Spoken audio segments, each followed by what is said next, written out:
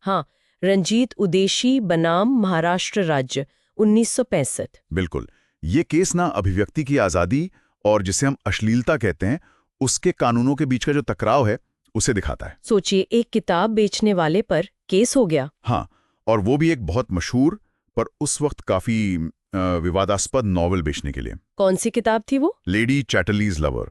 और supreme court ने फिर इस पर क्या कहा, ये जानना जरूरी है। हमारे पास इस केस से जुड़े कुछ अंश हैं जिनसे हम इसकी मुख्य बातें समझेंगे। हाँ, मकसद यही है कि इस अहम फैसले को समझें और देखें कि भारत ने फ्री स्पीच और ऑब्सिनिटी मतलब अश्लीलता, इसके कानूनों पर इसका क्या असर पड़ा। ठीक है, तो चलिए शुरू करते हैं। तो मामला था रंजीत उदेशी का। ये मुंबई में एक बुक सेलर थे जी। और इन पर इल्जाम लगा D.H. लॉरेंस की नॉवल लेडी चैटरलीज लवर उसकी कॉपीज बेचने का। हाँ, उस जमाने में किताब बहुत चर्चा में थी। बिल्कुल। और भारत में उन पर इंडियन पीनल कोड की धारा 292 लगा दी गई। हाँ, सेक्शन 292 जो अश्लील मानी जाने वाली सामग्री बेचने पर रोक लगाती है। तो यहीं से कानूनी लड़ाई शुरू हुई। बिल्कुल, असल कश्मकश यहीं से शुरू हुई। सवाल ये था कि क्या ये किताब सच में अश्लील है, इतनी कि इसे बेचना जुर्म हो। हाँ, यही सबसे बड़ा पेच था।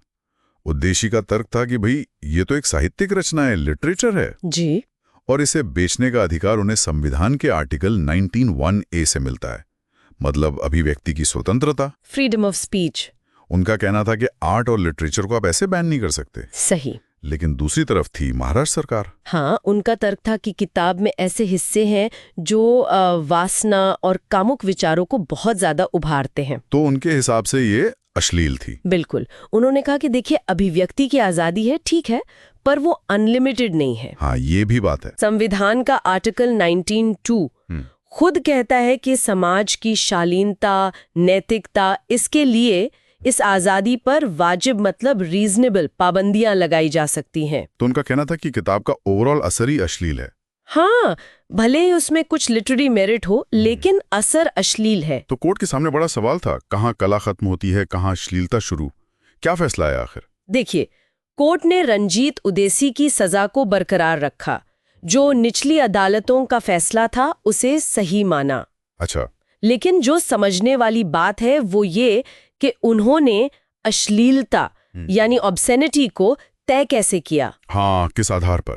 इसके लिए कोर्ट ने एक पुराना ब्रिटिश नियम हिकलिन टेस्ट उसको अपनाया। हिकलिन टेस्ट, ये क्या चीज है? हाँ, हिकलिन टेस्ट। इसके मुताबिक कोई चीज अश्लील है या नहीं, ये इस बात से तय होता है कि क्या उसका मतलब कोई भी हिस्सा हाँ, कोई भी हिस्सा ऐसे लोगों के दिमाग को बिगाड़ने की प्रवृत्ति रखता है जो आसानी से बुरे असर में आ सकते हैं।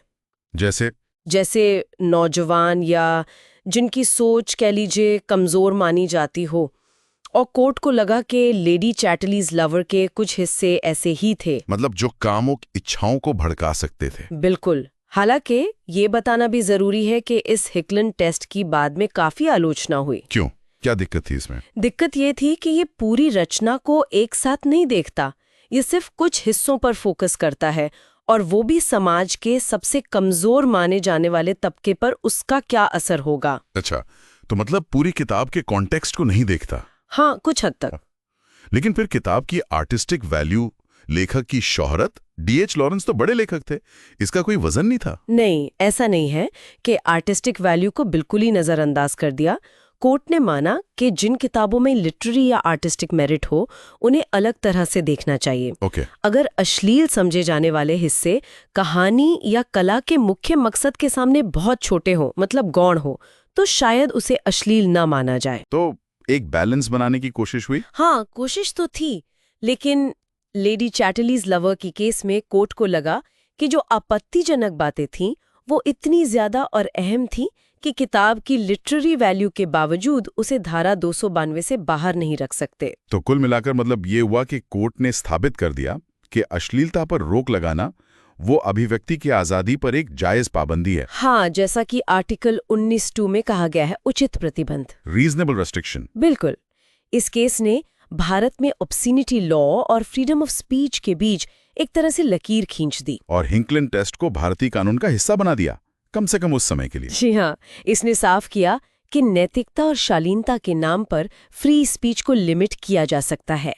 हालांकि बाद के सालों में कोर्ट्स ने कम्युनिटी स्टैंडर्ड्स यानी सामुदायिक मानक और रचना के ओवरऑल मैसेज पर ज्यादा ध्यान देना शुरू किया। तो अगर संक्षेप में कहें, Ranjit Udeshi case freedom of speech बनाम ऑब्सीनिटी लॉ की बहस में एक मील का पत्थर था, जिसने हिकलिन टेस्ट को अपनाया और कहा कि अश्लीलता पर पाबंदी संवैधानिक रूप से ठीक है अगर वो पाबंदी उचित हो। बिल्कुल। हाँ, उस समय के हिसाब से ये बहुत बड़ा फैसला था, पर यहाँ एक सवाल मन में आता है। क्या? देखिए, 1965 से आज तक कितना कुछ बदल गया है। समाज के विचार, अश्लीलता को लेकर, कला को लेकर, आज़ादी को लेकर। हाँ, बहुत बदल गए हैं। तो आज जब हमारे पास इंटरनेट है, सोशल मीडिया है, जहाँ हर तरह का कंटेंट बस एक क्लिक दूर है, तब ये सामुदायिक मानक या आसानी से प्रभावित होने वाले लोग, इन बातों का क्या मतलब रह जाता है? सोचने वाली बात है। आज के दौर में रंजीत उदेशी जैसे ऐतिहासिक मामले को हम किस नज़र से देखें, ये एक दिलचस्प सवाल है जिस पर सोचा जा